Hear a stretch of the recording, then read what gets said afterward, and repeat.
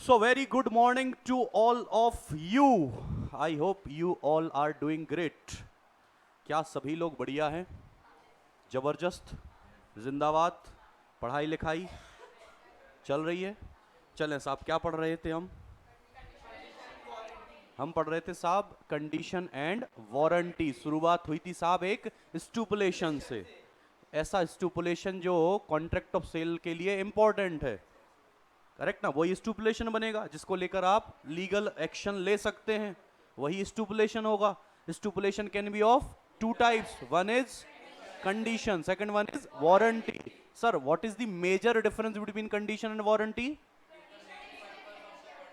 Condition होता है sir essence of the contract of sale, but जो मेन पर्पस से कोलेटरल होता है उसको बोलते हैं warranty. In case of breach of condition you can repudiate the contract, but in case of breach of warranty you can only and only claim damages. चलेगा साहब? Your condition and warranty can be implied, can be expressed. और कल की जो कहानी थी, जो कल हमने लेक्चर किया था, उसमें कुछ implied condition की बात की थी। जैसे एक होता है 14A condition as to title, sale by description, sale by sample, sample as well as description, wholesomeness, merchantability। अरे हाँ ना, ये सारी बातें कल की क्लास में, कल के सेशन में हमने कंप्लीट कर ली थी। उम्मीद करते हैं साहब कि आपको वो बातें समझ में आ गई होंगी। कल जो लेक्चर हुआ था वो ऑलरेडी अपलोड हो चुका है। सो अगर आपको कोई दिक्कत, कोई परेशानी, कोई समस्या, कोई डाउट आ रहा हो, आप वहां पर जाकर एक बार देख सकते हैं। अरे बोलो, समझ में आता है? आज का ज्ञान ये है साहब, क्योंकि हर दिन कुछ तो ज्ञान लेना है हमने, और ज्ञान दो होते हैं बेटा। ज्ञान can be of two type. एक ज्ञान जो सब्जेक्ट रिलेटेड होता है, एक ज्ञान जो जिंदगी रिलेटेड होता है। अगर सब्जेक्ट रिलेटेड ज्ञान भूल जाए तो there is a breach of warranty, you have to only suffer damages. But अगर आपका जिंदगी रिलेटेड ज्ञान बेटा छूट जाए तो बेटा आपका इस जिंदगी को जीने का जो मजा है वो खत्म हो जाएगा। मतलब बेसिकली आपकी जिंदगी जो है वो रेपुडिएट हो जाएगी, आप ऐसा समझ सकते हैं। तो आज का ज्ञान ये है कि एक दुनिया में बहुत खूबसूरत इंसान है, वो है आप स्वयं। सो जिंदगी में आप उस खूबसूरत इंसान से बात ज़रूर करें। अगर आप ऐसा नहीं कर रहे हैं तो ज़िंदगी के सबसे खूबसूरत इंसान से आप बात करना मिस कर रहे हैं। सो ज़िंदगी में रोज़ डेली बेसिस पर आप अपने आप से ज़रूर बात करें, ये बड़ा इंपॉर्टेंट है। इनिशियल बेसिस पर आपको सुनने में, समझने में ऐसा लगेगा कि क्या पागलपन है, बट लिटरली आप करके देखें, आपको मज़ा आएगा। सो इसलिए ध्यान रखें कि अपने आप से अपन को बात ज़रूर करना है। हाँ, तो साहब उसी के लिए कुछ किसी ने बोला, किसी महान व्यक्ति ने, पता नहीं किसने बोला, जिसने बोला मुझे अच्छा लगा कि मेरे अजीज जरा सा एतवार कर लेता, मेरे अजीज जरा सा एतवार कर लेता, मैं एक जस्त में दरिया को पार कर लेता, मैं जिंदगी की खराबी में उलझा रहा, अगर मैं कभी खुद से मिलता तो प्यार कर लेता। सो जिंदगी में मोहब्बत करना बड़ा ज़रूरी है, और ज़रूरी ये नहीं कि मोहब्बत आप दूसरों से करें, मोहब्बत आप अपने आप से भी कर सकते हैं। और अगर आप मोहब्बत अपने आप से कर रहे हैं, that means you are loving the most beautiful, most unique personality of this world. हाँ, सो ज़िंदगी में मुझे लगता है ये बड़ा ज़रूरी है। तो ये था आज का ज्ञान, उम्मीद करते हैं समझने वालों को समझ में आया होगा। आइए साहब, स्वागत करते हैं आप सभी का आज के सेशन में, जिसका नाम है इम्प्लाइड वारंटीज। साहब हमने ऊपर बात जो की थी वो की थी इम्प्लाइड कंडीशंस की। अगर कंडीशन में ब्रीच होता है तो you can cancel the contract, but सब if there is a breach of warranty, आप इनको बेसिस लेकर कभी भी कॉन्ट्रैक्ट को कैंसिल नहीं कर सकते हैं। आप केवल और केवल डैमेजेस क्लेम कर सकते हैं। अरे हाँ साहब, सबसे पहला लिखा है warranty as to undisturbed possession, दूसरा लिखा है वारंटी एज टू क्वालिटी और fitness by uses of trade, तीसरा लिखा है warranty as to non existence of encumbrances, and last लिखा है disclosure of dangerous nature of goods. बहुत बेसिक बातें साहब यहां पर लिखी हैं। जैसे पहले की अगर इन शॉर्ट में बात करूं, अनडिस्टर्ब्ड पोजीशन का मतलब यह है कि साहब आप जिस गुड्स को यूज करने वाले हो, आपने जो भी गुड्स परचेज किए हैं, आप उसके पोजीशन को बहुत आराम से एंजॉय कर पाएं। अगर किसी गुड्स के ओनर एक से ज्यादा हो जाएं और आपको पता ना हो, तो कल को सामने वाला भी बोले कि साहब मुझे भी इसको यूज करना है, तो आपका जो पोजीशन है वो आप उतना बढ़िया से एंजॉय नहीं कर पाएंगे। तो ये इंप्लाइड वारंटी होती है कि मैं उस गुड्स को बहुत आराम से एंजॉय कर पाऊंगा, उसके पोजेशन को। ये बोलता है अनडिस्टर्ब्ड पोजेशन। क्वालिटी और फिटनेस, साहब ऊपर भी हमने पढ़ा था कि क्वालिटी और फिटनेस को लेकर एज सच कोई इंप्लाइड कंडीशन नहीं होती है, बट अगर आपका बायर आपको अपना पर्पस बता दे, वो सेलर की स्किल और जजमेंट पर बिलीव करे, और जो हमारा सेलर है वो यूजुअल कोर्स में उन्हीं गुड्स के अंदर डील करता है, तो साहब इंप्लाइड कंडीशन है कि मैंने जो एज अ बायर पर्पस बताया था, आपका गुड्स उस पर्पस में फिट होना चाहिए। चलेगा साहब। फिर था नॉन एग्जिस्टेंस ऑफ इनकम्बरेंसेस। साहब एक कॉन्सेप्ट होता है जिसको बोलते हैं चार्ज क्रिएट करना। से फॉर एग्जांपल मैंने इस घर को कहीं मॉर्गेज रख दिया और बाद में इस घर को किसी तीसरे व्यक्ति को बेच दिया। साहब जिसको मैंने बेचा, जो बायर है इसका खरीदने वाला, साहब इस घर पर क्या है, चार्ज क्रिएट है, ये घर कहीं मॉर्गेज है।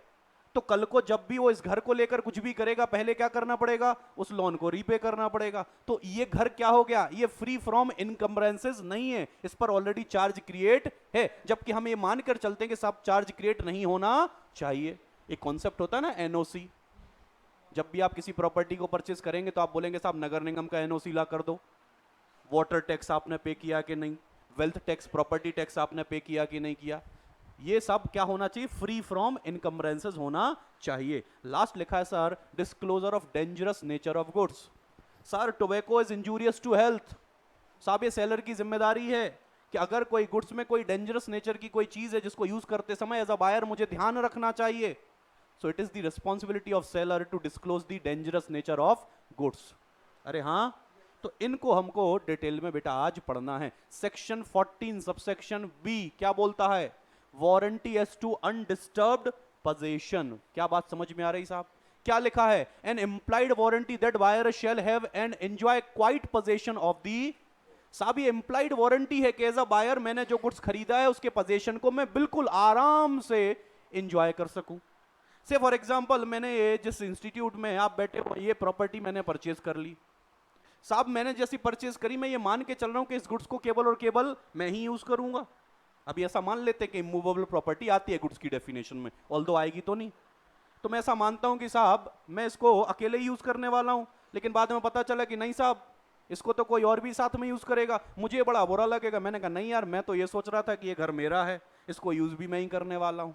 तो कहीं ना कहीं पोजीशन को लेकर क्या हो गया, अब डिस्टर्बेंस आ गया है, मैं इसको प्रॉपर तरीके से एंजॉय नहीं कर पाऊंगा। तो ये कहीं ना कहीं गलत है और सेलर इसके लिए अब रिस्पॉन्सिबल होगा। मैं सेलर से साफ डैमेजेस क्लेम कर सकता हूं, वही यहां पर लिखा हुआ है। That is to say if buyer having got possession of the goods is later on disturbed in his possession, कल को जाकर उसकी पोजीशन में कोई डिस्टर्बेंस हो जाता है, he is entitled to sue the seller for the breach of warranty. तो साहब वो आगे जाकर ब्रीच ऑफ वारंटी के नाम पर सेलर के ऊपर केस फाइल कर सकता है। एक बार एग्जांपल रीड कर लेते हैं साहब। X buy a laptop from Y. After the purchase, X spends some money on its repair and uses it for some time. Unknown to the parties, it turned out that laptop was stolen and was taken from X and delivered to its rightful। ये तो हमने ऊपर भी पढ़ा था कि कल को ऐसा होता है कि आपको ट्रू ऑनर को उसको क्या करना पड़ेगा, वापस करना पड़ेगा, और जो भी प्राइजेस या जो भी आपने खर्चे किए वो आप वापस ले सकते हैं, रियम्बर्स करवा सकते हैं, कहां से, सेलर से। ठीक है साहब, ये था आपका 14B warranty as to undisturbed possession. अगला क्या लिखा साहब, warranty as to non existence of encumbrances. पढ़े एक बार क्या लिखा है, an implied warranty that the goods shall be free from any charge. साहब आप जो भी गुड्स परचेज कर रहे हो आप ये मानकर चलोगे कि उसके ऊपर कोई चार्ज क्रिएट नहीं है। फ्री फ्रॉम एनी चार्ज, हर चार्ज से वो क्या है, फ्री है। और encumbrance in favour of any third party not declared और known to the buyer before और at the time the contract is entered into. While you are entering into contract of sale as a buyer, you are supposed to, you are deemed to कि ये goods जो है जो मैं खरीद रहा हूं इसके ऊपर कोई भी चार्ज क्रिएट नहीं है। It is free from any charge, encumbrance इसके ऊपर कुछ भी नहीं है। कल को अगर पता चले कि साहब इसके ऊपर तो चार्ज क्रिएट है, से फॉर एग्जांपल मैंने एज अ पर्सन मैंने मेरी कार मॉर्गेज रख दी बी के पास और उस मॉर्गेज के अगेंस्ट मैंने से फॉर एग्जांपल 1 लाख रुपए का लोन ले लिया।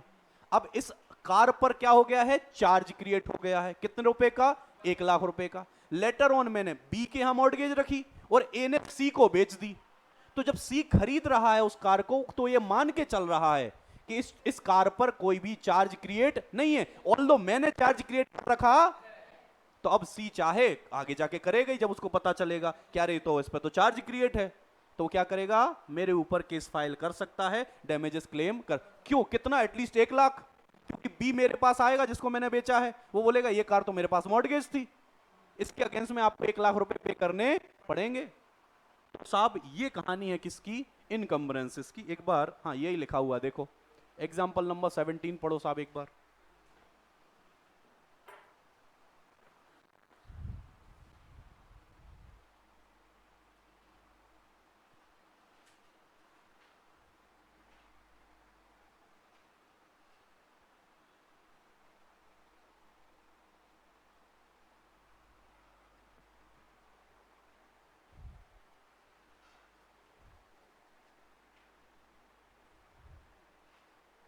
बोलो साहब, समझ में आती क्या बात, पक्का।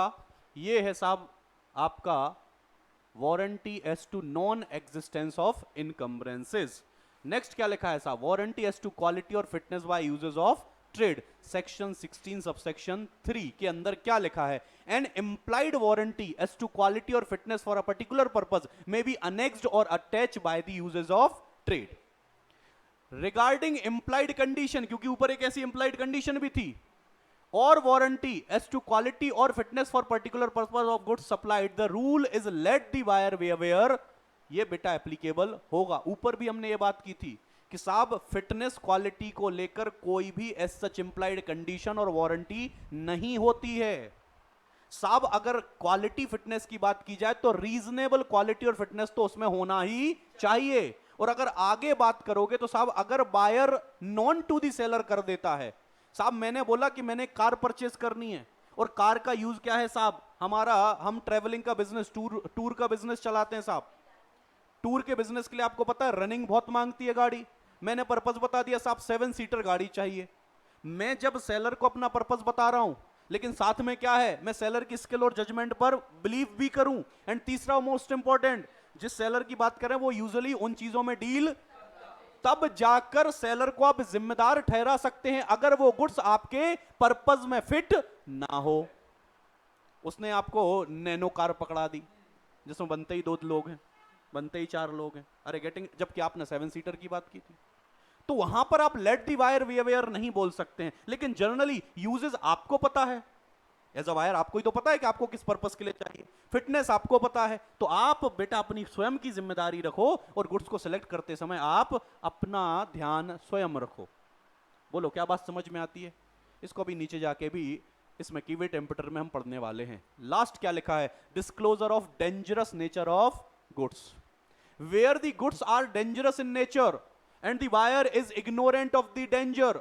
साहब एज अ बायर मुझे थोड़ी पता है कि इस गुड्स में क्या डेंजर है, क्या खतरा हो सकता है, तो साहब फिर क्या है, the seller must warn the buyer of probable danger. साहब ये सेलर की जिम्मेदारी है कि जो भी उस गुड्स से डेंजर हो सकता है, खतरा हो सकता है, उसके बारे में वो बायर को इन्फॉर्म कर दे। If there is a breach of warranty, कल को साहब क्या हो जाए, कोई दिक्कत आ जाए, कल को एज अ बायर मैं गुड्स यूज कर रहा था और मुझे कोई डैमेजेस हो जाए, मुझे कोई हार्म हो जाए, तो उसके लिए मैं सेलर के ऊपर केस फाइल कर सकता हूं और डैमेजेस क्लेम कर सकता हूं। बोलो साहब बात समझ में आई, पक्का बोलो।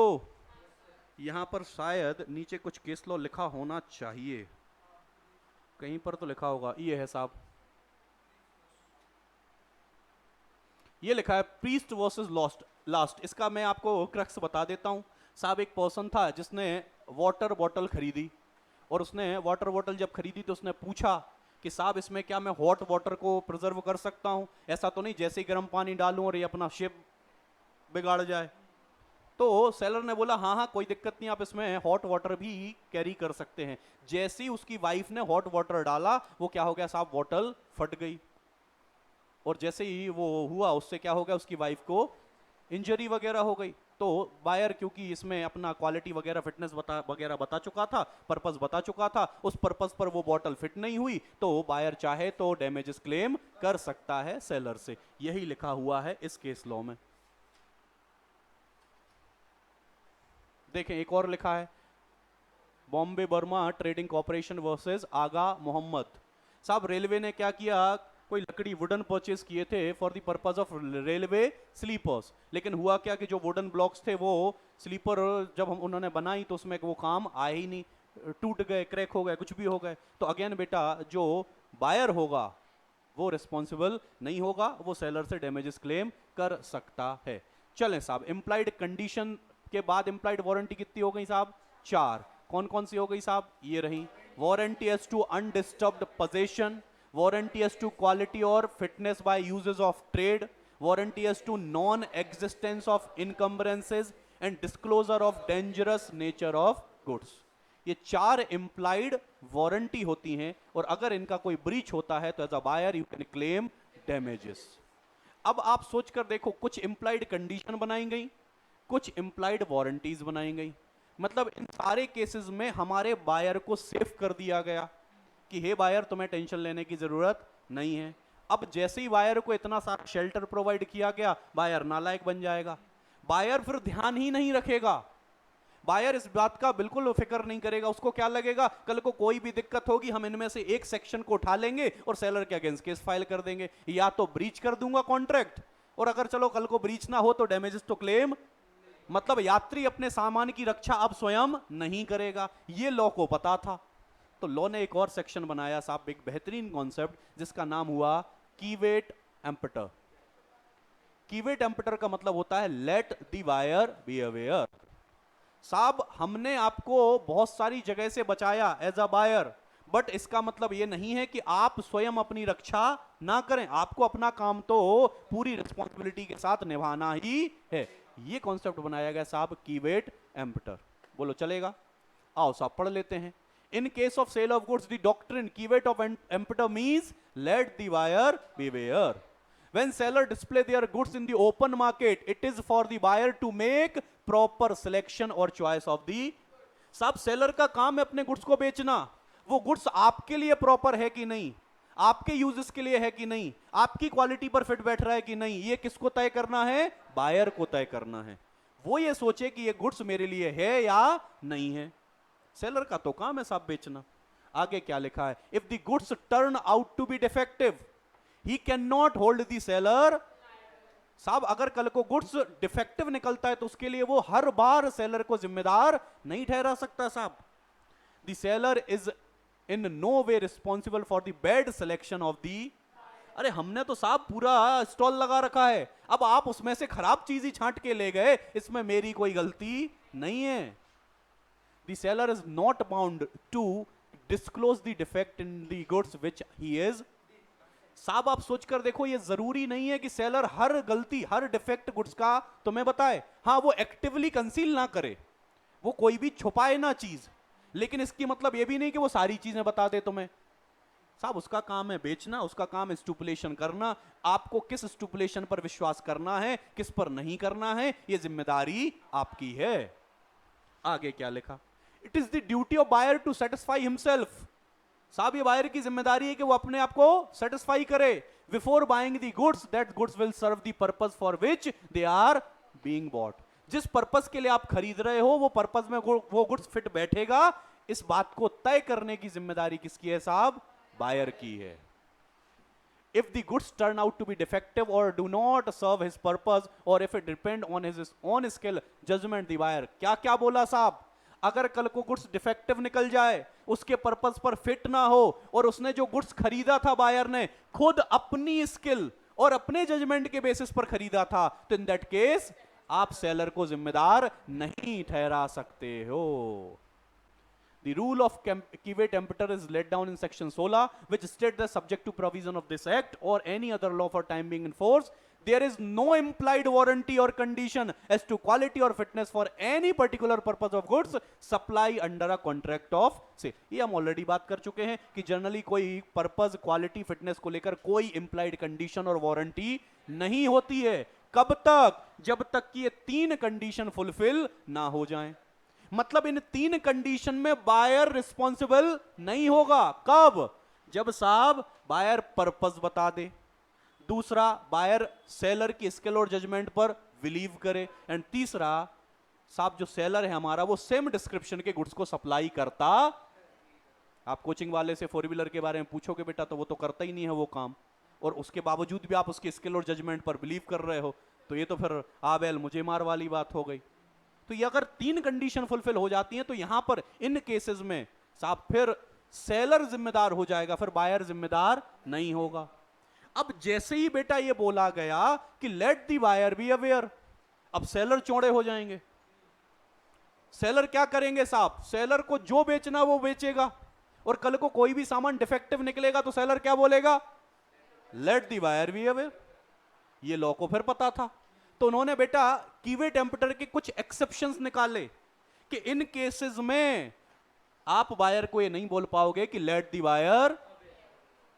साहब यात्री अपने सामान की रक्षा स्वयं करे, बिल्कुल सही है, लेकिन स्वयं रक्षा बस के अंदर तक ही तो करेगा। तुम्हारे सामने है सेलर, कोई अगर बस में से कोई चुरा के कुछ चीज भागेगा तो ये मेरी जिम्मेदारी है कि तुम्हारी है? उसमें थोड़ी ये बोल सकते हो कि let the buyer be aware. अरे गेटिंग दी कॉन्सेप्ट, वो हो जाएंगे उसके एक्सेप्शन। पहला क्या लिखा साहब, वही फिटनेस एज टू क्वालिटी और यूजेस, मतलब वो तीन कंडीशन पूरी हो जाएं। कौन सी, पर्पस बता दे, स्किल और जजमेंट पर बिलीव करे, और सेलर सेम डिस्क्रिप्शन के गुड्स में सप्लाई करता है, डील करता, तो इस केस में आपका बायर बिल्कुल भी रिस्पॉन्सिबल नहीं होगा। अगर गुड्स डिफेक्टिव निकल जाता है, पर्पस में फिट नहीं बैठता है, तो साहब फिर सेलर की जिम्मेदारी रहेगी। पहला यही लिखा है साहब। दूसरा क्या लिखा है, गुड्स परचेज अंडर पेटेंट और, साहब if you are purchasing anything of brand, trademark, patent, तो आपने क्योंकि वो ब्रांड खरीदा तो आप उसको मानते हो कि साहब ये ब्रांडेड जो प्रोडक्ट है ये क्वालिटी प्रोवाइड करता है, तो ये फिर साहब डिटॉल देता है 99 पॉइंट, जम से आजादी, तो देव फिर आजादी। कल को नहीं मिली आजादी तो हम आपके घर पे पहुंचेंगे। अरे से मतलब एग्जाम अपन सेलर को रिस्पॉन्सिबल ठहराएंगे। अगला क्या लिखा है, सोल्ड बाय डिस्क्रिप्शन, साहब डिस्क्रिप्शन के हिसाब से गुड्स निकलना, नहीं निकला तो let the buyer be aware नहीं बोल पाओगे, सेलर की जिम्मेदारी है। मर्चेंटेबल क्वालिटी, सब ऑब्वियसली बात है, बेचने लायक होना चाहिए, किसकी जिम्मेदारी है, सेलर की है। सेल बाय सैंपल, जो आपका बल्क क्वांटिटी होगा वो करस्पॉन्ड होना चाहिए सैंपल से। गुड्स सैंपल बाय डिस्क्रिप्शन, ये सारी चीजें हमने ऑलरेडी पढ़ रखी हैं। इन केसेस में मालिक कोई भी आप बायर को जिम्मेदार नहीं ठहरा पाओगे। नीचे के दो देख लेते हैं अपन जो अपन ने नहीं पढ़े हैं। ट्रेड यूजेस, साहब हर गुड्स कुछ ना कुछ एक पर्पस के लिए यूज किया जाता है। अब वो अगर मैंने गुड्स खरीदा है तो जिस पर्पस के लिए वो यूज किया जाता है वो उसके लिए यूज होना, जैसे ये स्मार्ट पैनल है साहब, इसका जो भी यूज है कि हम इस पर पढ़ा सकते हैं, यूट्यूब वगैरह चला सकते हैं, तो ये इसका ट्रेड यूज है। कल को ये यूज ही नहीं निकले इसमें, तो इसमें क्या let the buyer be aware होगा। अब तुम बोलो तुमने बताया कहां था कि टीवी तुम्हें यूट्यूब और पढ़ाने के लिए चाहिए, तो काहे के लिए चाहिए फिर काहे के लिए चाहिए। अरे गेटिंग द कॉन्सेप्ट। अगला क्या लिखा है, seller actively conceal a defect और इज गिल्टी ऑफ, अगर सेलर जानबूझकर कुछ छुपाए, किसी डिफेक्ट को, किसी मिस्टेक को, जैसे साहब आपने फोर व्हीलर परचेज करनी थी, उसमें बहुत सारे डेंट थे, उसने उसकी रंगाई पुताई कर दी, उसने कहा बिल्कुल ये फ्रेश पीस है, तो फिर साहब ये तो आप एक्टिवली कंसील करो, छुपा रहे हो, आपका इंटेंशन कहीं ना कहीं फ्रॉड करने का है। इन दैट केस ऑल्सो आप बायर को रिस्पॉन्सिबल नहीं ठहरा सकते हो। बोलो साहब चलेगा, बोलो। बेचने लायक होना चाहिए प्रोडक्ट।